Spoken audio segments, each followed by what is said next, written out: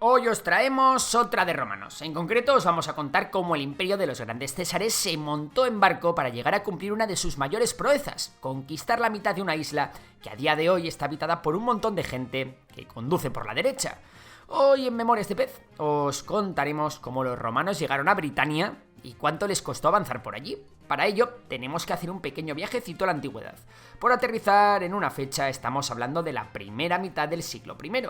Antes de la llegada de los romanos, Britania estaba poblada por los pueblos celtas, con una sociedad organizada en tribus y clanes. Estas tribus tenían sus propias estructuras políticas, generalmente gobernadas por reyes o jefes tribales. La sociedad era agraria, pero también destacaba en la metalurgia, especialmente en la producción de hierro. Por su parte, los romanos, bajo la República y luego el Imperio, estaban en pleno apogeo y buscaban expandir sus fronteras y controlar regiones estratégicas para su comercio y seguridad. Britania, que ya era conocida de sobra por los habitantes del continente, tenía una cosa que a los romanos les iba a venir requete bien para alimentar sus guerras: recursos naturales metálicos, como por ejemplo el estaño. Además, los romanos tenían un interés estratégico en prevenir que la isla se convirtiera en refugio o base de operaciones para enemigos de Roma, especialmente después de que tribus britanas apoyasen a los galos durante las guerras gálicas. No querían un Asterix británico, vamos. Las primeras incursiones romanas en Britania se remontan a los años 55 y 54 a.C., bajo el mando de Julio César, pero estas fueron bastante fail. César Augusto, sucesor de César, contempló la invasión de Britania en 3 ocasiones, pero acabó por abortar por diversas razones, incluyendo la existencia de revueltas en otras regiones del imperio y varios acuerdos de paz con los líderes británicos. Calígula también lo intentaría, pero resultaría en otro fracaso. Así, la conquista de Britania ya era un asunto de orgullo para los emperadores romanos. No sería hasta el año 43 cuando la verdadera invasión romana de Britania comenzó en tiempos del emperador Claudio, sucesor y tío de Calígula. En este caso, esta operación militar fue cuidadosamente planificada y ejecutada. No se buscaban pequeños logros, se buscaba una conquista total. Para ello, el sabio Claudio mandó a 4 legiones al mando de Aulo Plaucio, un importante senador al que le iría muy bien en sus campañas. Por cierto, una de estas legiones que se mandaron a Britania, la Segunda Augusta, estaría comandada nada más y nada menos que por el futuro emperador Vespasiano, constructor del Coliseo romano. Las fuerzas romanas desembarcaron en la costa sureste de Britania, posiblemente cerca de Richborough, en Kent. Un desembarco que pasó totalmente inadvertido, o al menos no encontraron resistencia. Pero los romanos sí que se enfrentaron a la resistencia de varias de estas tribus británicas cuando avanzaron. Una de estas tribus fue la de los Catubellaunos, a la que pertenecían varios líderes britanos como Carataco o Togodumno, que organizaron la resistencia contra los invasores romanos. Una de las primeras batallas importantes fue la batalla del Medway, que resultaría en un triunfo para los romanos. Más adelante, en la batalla del Támesis, Togodumno moriría y comenzaría la ofensiva final romana. A pesar de la feroz resistencia de las tribus, los romanos, con su superioridad militar y táctica, lograron imponerse y tomar Camulodunum, actual Colchester, en una ofensiva final en la que aparecería el mismísimo Claudio. La ciudad se establecería como un centro administrativo y militar, desde donde los romanos extendieron su control gradualmente a otras áreas de Britania. De las 4 legiones enviadas, la que comandaba Vespasiano jugó un papel importante en la conquista del sur y en la futura conquista de Gales. Las campañas en Gales también fueron de especial relevancia, y en ellas se conseguirían importantes victorias, especialmente de la mano del general Cneo Julio Agrícola. La Legión Novena Hispana sería mandada al norte de Britania y comenzaría la construcción de asentamientos, pero desaparecería de forma misteriosa. La Legio 20 Valeria Victrix desempeñaría también un papel importante en los momentos iniciales de la invasión en la batalla de Medway, aunque sería reubicada al norte para mucho más tarde tener un papel en la construcción del muro, del que os hablaremos más adelante. No obstante, en Britania, uno de los papeles más importantes sería el de la conquista de Gales, una campaña que estaría liderada por el ya mencionado y exitoso general Julio Agrícola. Por cierto, esta legión, la 20ª, es una de las más estudiadas históricamente, ya que ha participado en Hispania, Iliria y Germania, y se inició en los tiempos de César y Augusto. Finalmente, la última de las legiones, la 14 Gemina, tuvo un papel más versátil y sería reubicada hacia otros puntos del imperio. Durante el reinado de Nerón, sucesor de Claudio, vendrían tiempos difíciles en Britania para los romanos.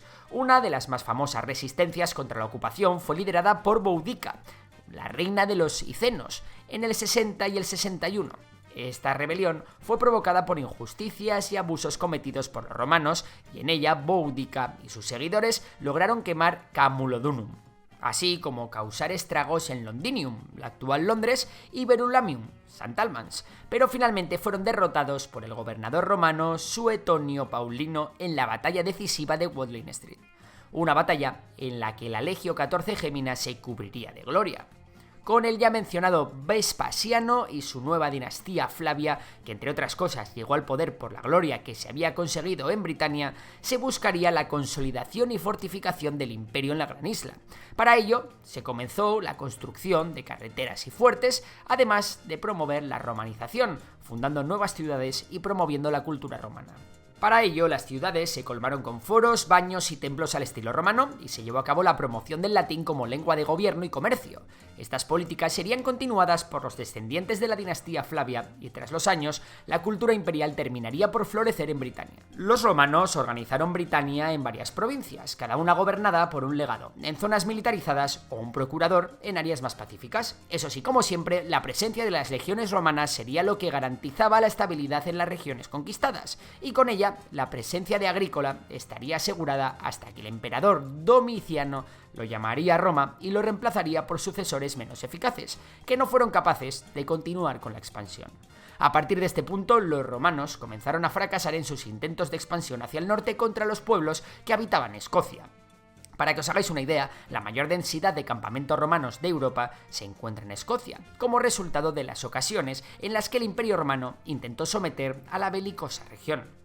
Por cierto, si uno lo piensa, los éxitos y fracasos de los romanos en someter a la isla de Britania están todavía presentes en la geografía política de las islas británicas, donde la separación entre Escocia e Inglaterra coincide prácticamente con la ubicación de la muralla de Adriano.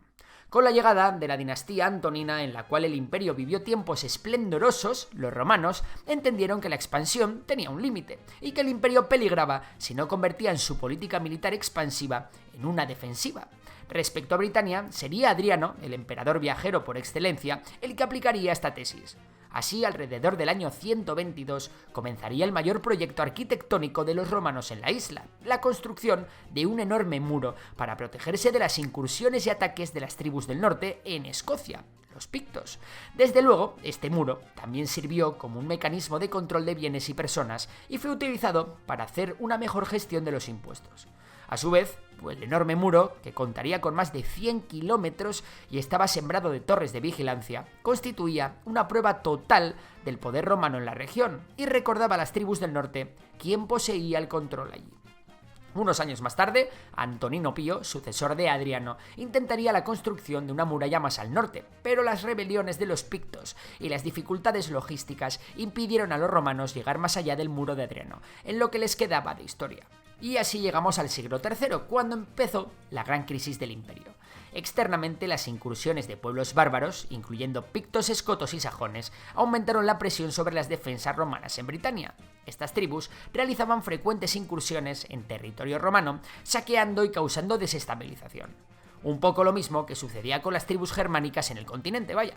Al nivel interno, tampoco es que el imperio estuviese muy boyante, pero de eso podéis aprender más en este vídeo sobre la caída del imperio romano.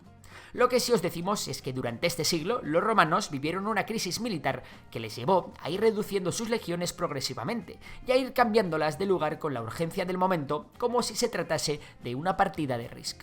En el siglo V, el emperador Honorio, primer emperador en controlar solo una mitad del imperio, junto con su hermano Arcadio, tomó la decisión de retirar las últimas legiones de Britania para defender partes más centrales del imperio que estaban bajo amenaza, particularmente de los visigodos. Esta retirada, completada alrededor del año 410, marcó el fin de la presencia romana directa en Britania. Como no podía ser de otra forma, la falta de administración y protección de los romanos dejó un vacío de poder enorme que llevaría a Britania a entrar de cabeza en la Edad Media.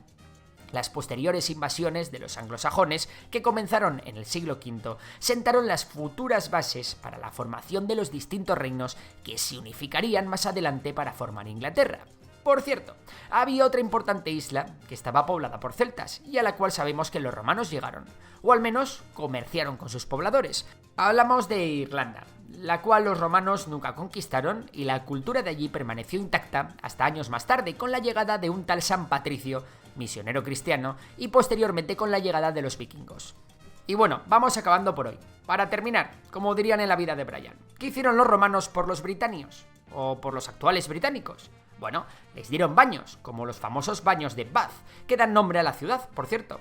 Bueno, vale, pero ¿qué más hicieron los romanos? Introducir técnicas de cultivo y nuevas plantas como las vides o las cerezas. Bueno, pero ¿qué más?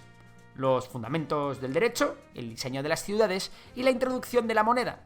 También la red de carreteras y, bueno, si seguimos no acabamos hasta mañana. Y es que si algo nos enseñó la vida de Brian, que habla mucho sobre los romanos, pero está hecha por británicos, es que los romanos nos dieron a todos muchísimas cosas. Espero que os haya gustado el vídeo y ya sabéis que podéis darle a like, compartirlo y suscribiros al canal. También lo podéis hacer a Memorias de Tiburón y a Memorias de Dolly, nuestros otros canales. Por lo demás, un saludo y hasta la próxima.